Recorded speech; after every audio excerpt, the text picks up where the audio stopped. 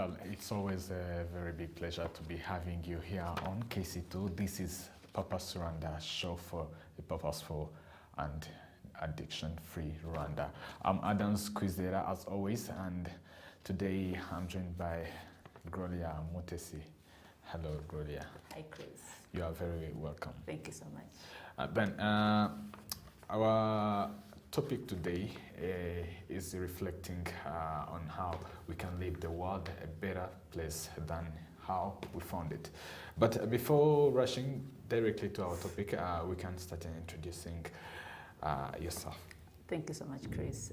I'm Gloria Mutesi, as you said, and I'm a social worker and an education administrator by profession, but currently I'm working with a company called Kinvest, and we empower rural business entrepreneurs, and I'm in charge of the trainings that we give them. And also I sometimes or partly volunteer with Purposeful and Addiction in empowering young professionals in life skills and addiction-free. Yeah, I think in brief, that's what I would say. But also, I love Christ. So yeah, I'm a Christian, and I pray from CLA, in case you're wondering. That's Christian Life Assembly in Yaotarama. Wow. Yeah, I think in brief, that's what I can say. We are very glad to be having you, and as our fellow youth, I think you will share a lot on this topic we are having. I'll try. Sure. I'll try. You know, young people in Africa constitute a significant on human resources. You know, when you pass through a lot of reports which are released by various institutions around, they shows that the youth are significant human resource when they are well harnessed. Yes. And then, as you know, they also hold a key to the development of the nations. They are the key. Yeah, they are the key Yes. of the development of their nations as well. My question goes to, as young people, Yes. what do you think we need to do so that we can leave this world, let's say, on this case, let's say Rwanda, a better place for the next generations? I love when you said, like, the young people, we are the key. You know, I think we are the major and we are the main focus that the Rwanda has today, you know. So there are so many things that we can do. And I'm so glad that even the country that we are living in is offering these things. But are we actually aware of these things? That's the first question maybe we can ask ourselves. So many things have been said, and so many things actually will continue to be said, you know. But to my understanding, there are so many things that we can do, and one or among these things, first is to have a vision. We as young people do have a vision. If a country like our own country gets a vision, you know, 2050, 2100, you know, do we have a vision from where we are and where we want to go?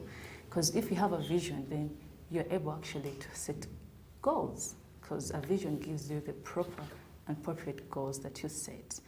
What am I going to do for me to achieve this vision? What are the goals? What are the targets that I'm going to, you know, aim at?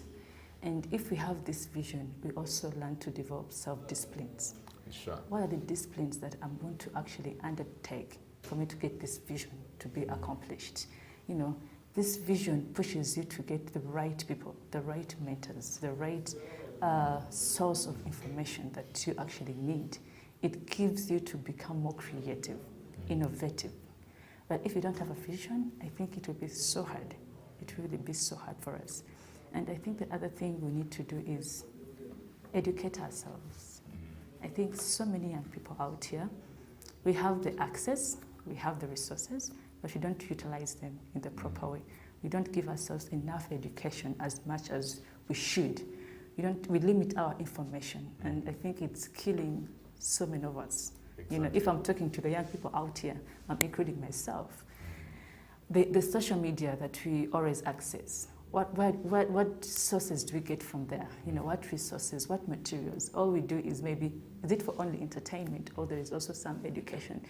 The competition, there's so much competition out here, but you find us being so naive. You know, you're in high school, you get out of high school, you don't know what am I going to do next. You're at college, you leave college, and you're like, what is plan B? What is, you know, because why? It limits the information that we get at the stage that we are on. You know, if you're in high school, at least you should be able to leave high school when you know how many colleges out here are in Rwanda.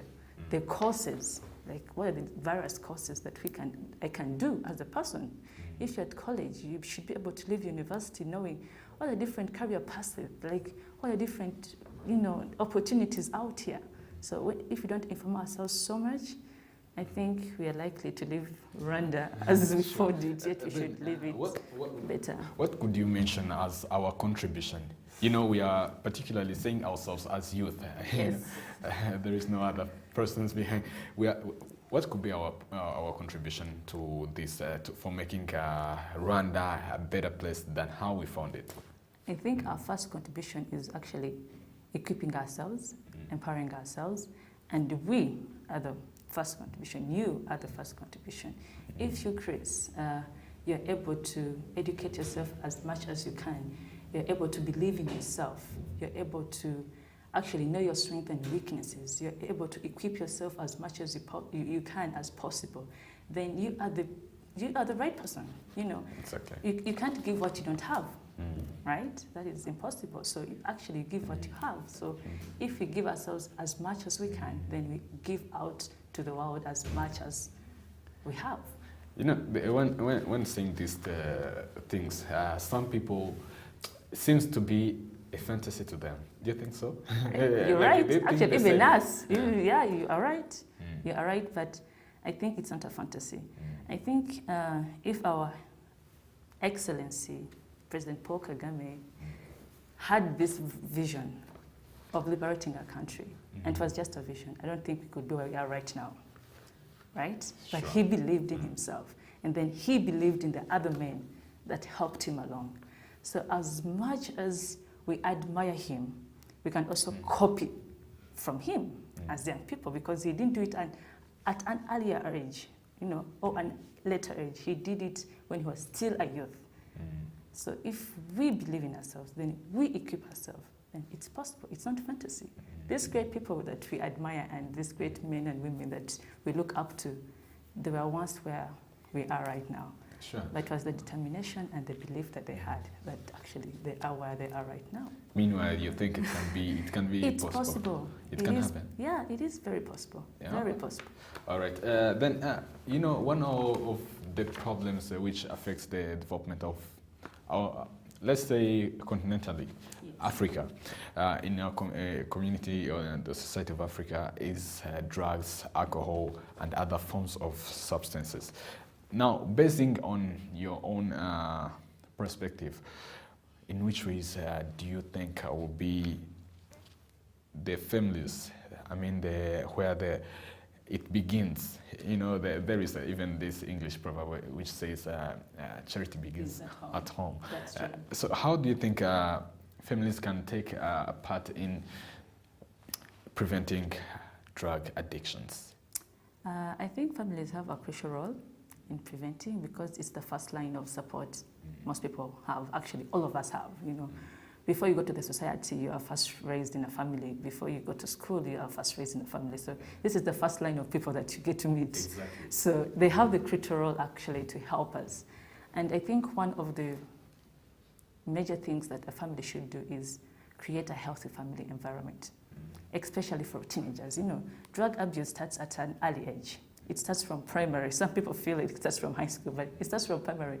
A 12-year-old, a 10-year-old starting to use, it starts from chalk. Yeah. Then chalk goes to a paper, and then the paper goes to a cigarette. That's the stage.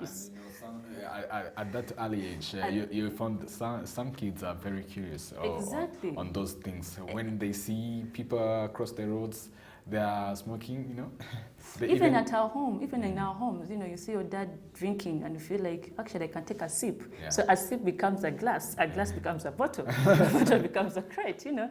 It's a stage. That's how it grows. That's how it grows. You don't just wake up in the morning and feel yourself you're becoming an addict. No, it's a stage. So I think... Meanwhile, it begins there at home. Exactly. And at the same time, when I mean supportive environment at home, there's some parents right now today, in respect, I'm not yet a mom, but I feel like so many homes are being left to house managers because parents are tending to be so busy at work.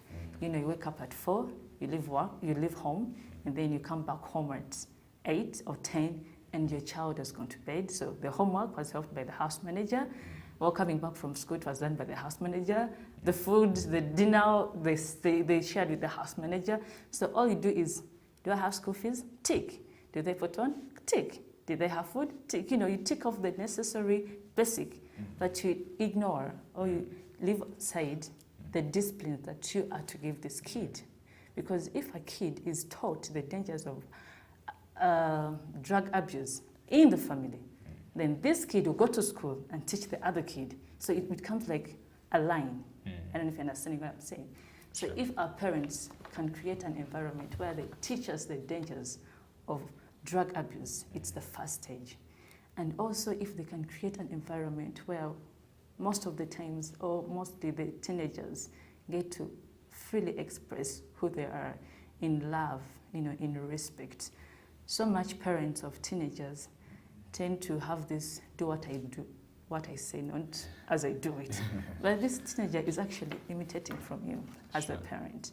So if you allow your teenager to tell you their challenges, you know, to freely open up to you as their parent, to open up their struggles, then you are helping them indirectly fight this problem. You mean the lack of parental love is a key? It's a really key. It's a big key because if you look at the statistics of today, most of the kids that actually find themselves using drugs, they will tell you, I see my mom once in a week. I see my dad once in a month. And actually they live in the same roof. It's a huge problem. Or they say, I'm scared to talk to my dad, to share my struggles, because maybe my dad is a pastor. He will feel like this is an abomination, you know. Or maybe you mean some children really fear to express themselves in front of their parents? That is a then huge who else problem. they express? The peers. You find themselves expressing themselves to the peers. They start sharing within the peers. You know, it's such one. You know, sometimes use of drugs is as a solution to the stress they have. What if at their school. peers think like the same way like they think? You know? That's the problem. That's the problem. Because at the end of the day, they'll go to someone who actually has the same solution they have. You know, if I'm struggling in school and I need someone to give me a relief, and I go to my friend and say, actually, me, if I'm too high with books, I take some maybe cocaine to calm myself. How about you try it? And he tries it once, twice, it becomes a habit. Sure. Right? So that's how actually that's how the habit is grown and nurtured. Then this made me think. Let's say there is a parental role in our family, in our families as well. Yeah. What can the family do when they have such case of a drug addict? I think the first thing is to support them. Don't judge them, but support them. Support them in love. Support them with listening to them. Pay a good ear to them, you know. Don't just rush to say, okay, you're being a burden, you're being a problem. No. Support them and then seek help. Seek professional help. Seek counselors, you know. There are so many counselors out here. We have an opportunity that Rwanda is really developing at a high rate. There are so many psychologists out here that can help. Seek help. Don't just leave it. Don't feel embarrassed to share that my kid is struggling with use of drugs. Please seek help, like as much as you can, and then actually support this kid. You know, also do some, like few parents monitor their children. You know, you give them devices and don't monitor them. Monitor them. What are they learning from these devices that we offer to them? You know, do some supervision. Which is a very concern, by the way. It is. Do some supervision. Get to know if my kid is in high school, maybe senior 3, and this kid of mine has a laptop or has a phone. After school, what do they use this for? What do they research about? You know, monitor their devices. Don't just give and leave them to read for them to be accountable. No, we should be accountable as parents, and also as maybe big sisters and big brothers. And you know, there are some families where you find that whenever they notice that issue, they abandon the kids. That's true. What do you think should be done when there is families find themselves in that case? It's what I told you. I think it will go back to what I said before, is don't feel this person is being a burden. because this person actually is not being a burden. Like, the way, the reason behind of this, of recollecting this, Yes. is because you find that, even the neighbors are the key who exaggerate the issue, and when they exaggerate it, you find that those families, their families particularly, they are also feeling embarrassed. Yeah. I feel like before you feel embarrassed, get to know actually what caused this kid to do drugs.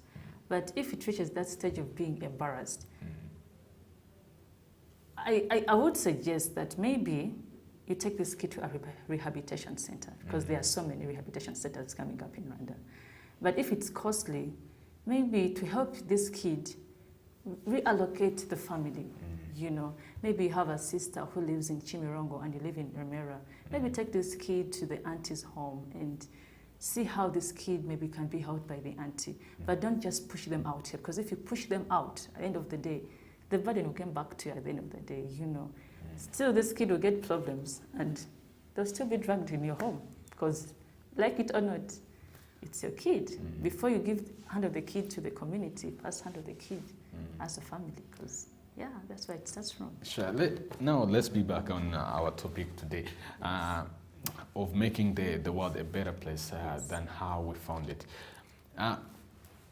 Gloria, what would be your advice either you can offer to the students in high school, let's say in universities, so that they can contribute in making the world a better place? Because as you said, they are the foundation of that. Yes. Then your advice? I think my first advice will be self-awareness. We should know who we are. You as a student, you as a university college, you as actually a young profession, who are you? What are your strengths? What are your weaknesses? Are you someone that knows if I'm good at this, I can actually maximize it for my benefit? If I'm really poor at this, is this thing that I'm poor at teachable? Can I learn it? Can I widen it? So you should be able to know who you are. Don't allow someone to identify who you are. Just allow someone actually to pinpoint, those major factors and say, actually, I think this is of us. But know who you are. Discovering. Just know who you are. Like, you should leave high school knowing, who am I? If someone asks, Chris, who are you? Not just say, I'm Chris. No, get to know, I'm good at this, I'm weak at this, but I can actually learn when I am weak. I can actually know when I'm right and when I'm wrong. That hinders the other factors around to influence you. And then the other thing I would advise these young people is to seek mentors. Seek people who have walked the journey before. They are there. If you want to be a doctor, there are doctors that have been there. Seek mentors. And and when I say about mentors, I don't mean a role model, because sometimes we confuse it, right? A role model is someone you look at and you admire and you feel like you want to become this person. But a mentor is someone that you learn from, someone that you sit at their feet and they pour into you. So we should learn to seek mentors as young people. We should learn to seek women and men of influence. And in this country, we have them in all professions, at all levels. So we have so many, I think you can't take it as an excuse. I think you might be the one out there. So I think that's one of the things that we can do, and also we should learn to be teachable. We should love to learn. You love to learn, love to develop and discover new things that you don't know. Because if you limit yourself to what you don't know, what you know, it's a problem. But if you widen to the things you don't know, then you find yourself actually stepping in so many fields at the same time. There's a saying that the sky is the limit, but I think nowadays it's no longer the limit. So as much as you learn and as much as you know, then as much as you gain.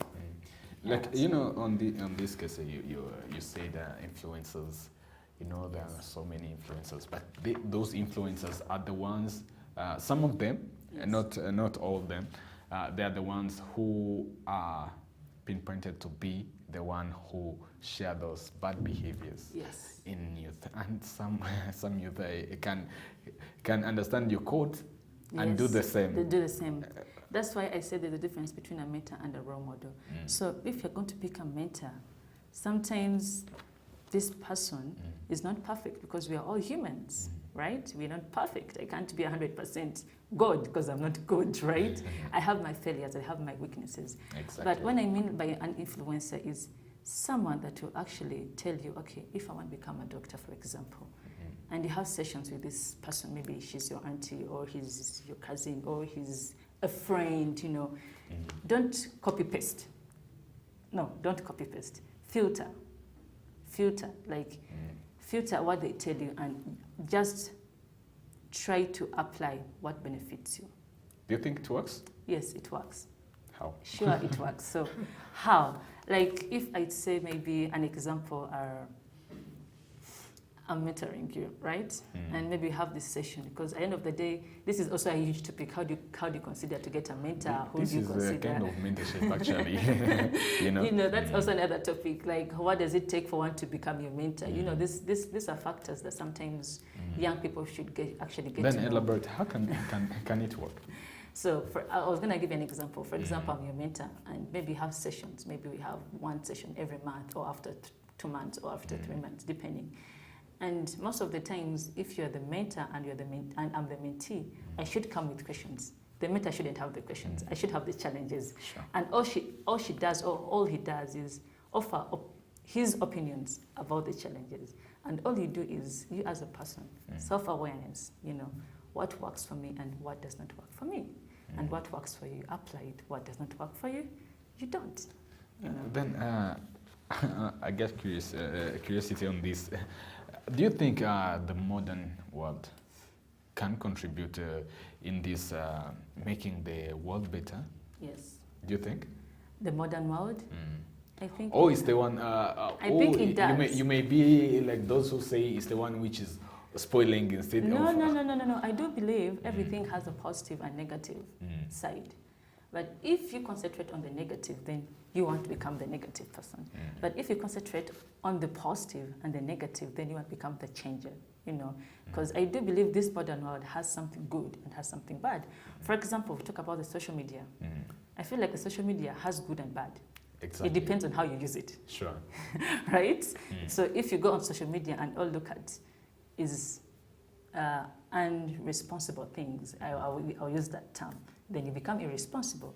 But if you go on social media and all you use it for is research, and you use it for knowledge, you actually gain more. So at the end of the day, it's how you use it. Can you imagine it with the parental role in Yes. managing this modern world? So I told you, supervision. You know, the parents today Is the don't key. supervise. They don't. You know, they don't. Parents today, actually, media does the supervision for their kids on their behalf. Exactly. You know, and that's really bad. That's really, really sad. One thing I know is something that a man creates has power to use it and control it, not vice versa. I don't know if you understand it. I understand. Yes, so we have the power to control the modern world, not the modern world actually. Because we're to the one control. who set it. Exactly. Exactly. Sure. Now, this seems to be an end of our conversation today, and it was a very interesting conversation, you know. But concluding, what can be your, let me say, closing remark My closing. to our viewers and audience as well? I'll first thank you so much, Chris, for hosting me. It was really a privilege to meet you in person. And to those young people out here, to even to myself, is we have a good country. We have a supportive country. So let us take the opportunity and maximize it. And also, let us believe in ourselves. Let us believe in ourselves that we can be who we want us to be. You know, you can become who we want you to become. So my advice is, let us be as open and have the right attitude as possible. Because if we do have that. Now we're getting to this topic. How can it's having the right attitude? Yeah, we should have the right attitude, because if you have the right attitude, it's easier to put all these things in place. Yeah, Now, thank you for honoring our invitation today. it was an honor. And as we also look forward for inviting you today again in Thank you Purpose so much. Rwanda. Thank you so much. As this marks the end of today's episode, this was Purpose Rwanda for a purposeful and addiction-free Rwanda. As always, I'm Adams Kwizera, and this is KC2.